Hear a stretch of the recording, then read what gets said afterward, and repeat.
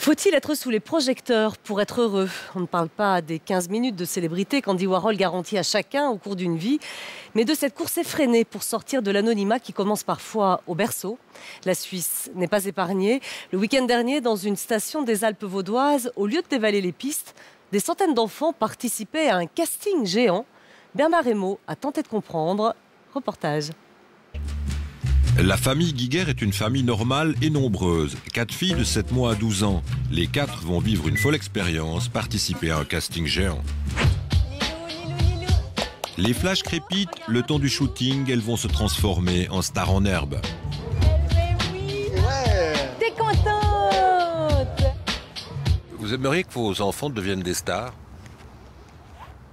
Pas forcément, mais si ça devait arriver, on les suivrait, on les accompagnerait. On serait là, quoi. Moi, pas. Moi, je trouve qu'on est très bien comme on est, puis il n'y a pas besoin d'être une star pour être simple dans la vie, puis être heureux. Moi, je crois qu'on est bien où on est, puis on n'aurait pas besoin de ça.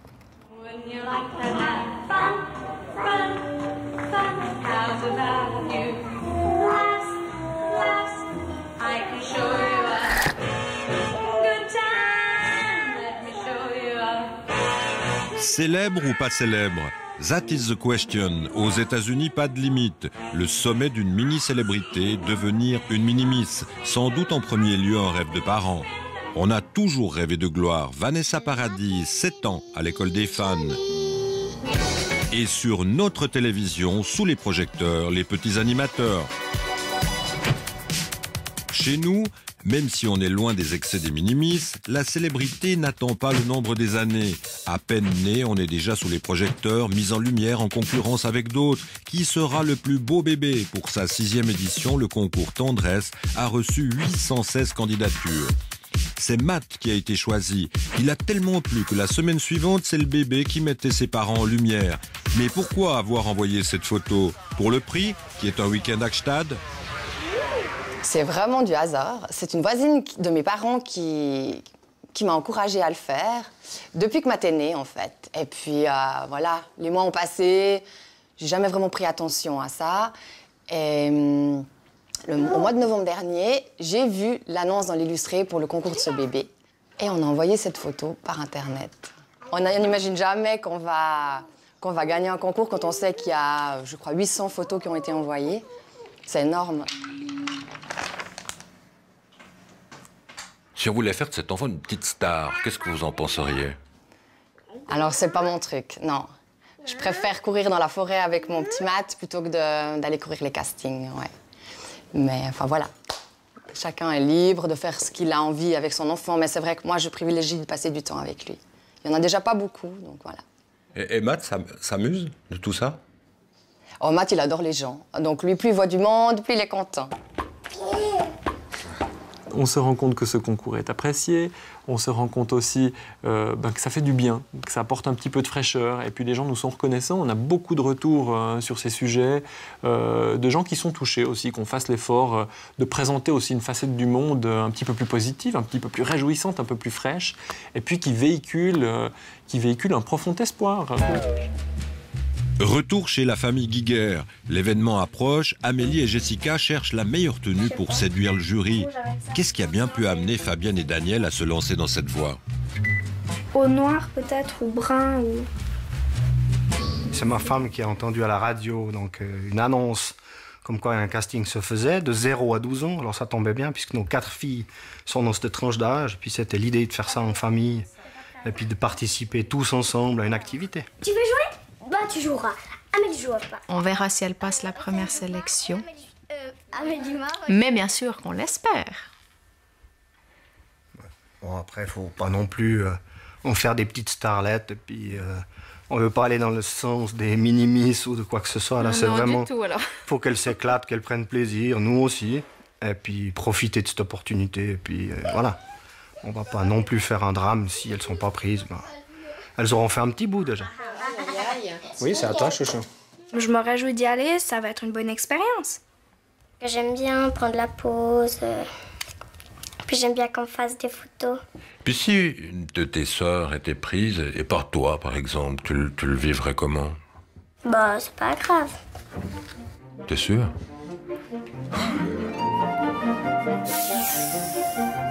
Villars, le jour J.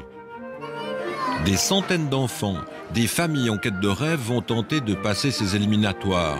Derrière le jeu, un enjeu, être sélectionné pour pouvoir présenter les nouvelles tendances dans un magazine de mode enfantine. Seuls 10 d'entre eux seront choisis. Derrière l'expérience, il y a forcément l'envie d'aller plus loin, de vivre un instant de célébrité. L'attente est longue, la tension monte.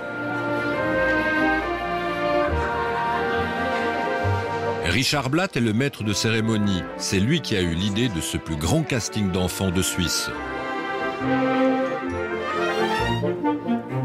Le casting, pourquoi? Tout simplement parce que nous avions besoin pour le magazine Baby Book Enfant de modèles.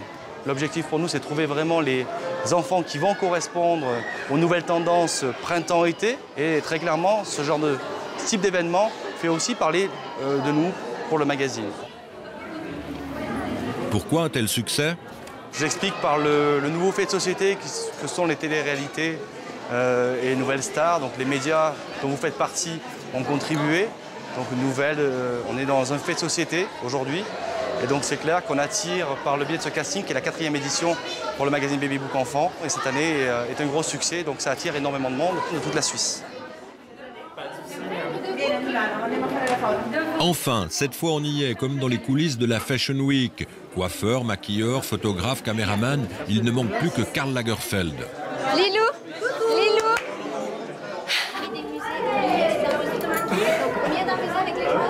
Le casting est quasiment fini. Vous espérez que ça va continuer, que vos filles vont être sélectionnées pour la suite? Ah ben oui, on espère. En tout cas, cette première étape, oui, on espère. Et puis, on va dire qu'on a bon espoir. Ça s'est bien passé, donc pourquoi pas continuer? Ouais. L'ambiance était sympa, les filles ont pris du plaisir, donc tout bénef aujourd'hui. Finalement, on peut se laisser prendre au jeu.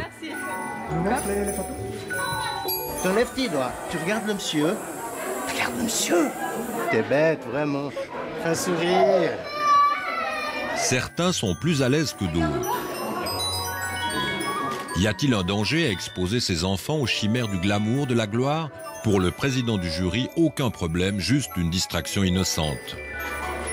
Mais qui vous parle de célébrité? On n'est pas du tout dans un concours de célébrité ici, on est dans un concours pour gagner un casting de magazines, de mode enfantine.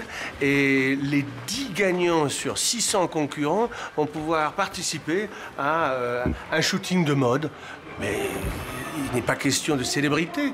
Ils vont jouer au mannequin le temps d'un shooting. Alors de là à ce qu'ils viennent Carla Bruni et Madame Sarkozy, il y a carrément un fossé.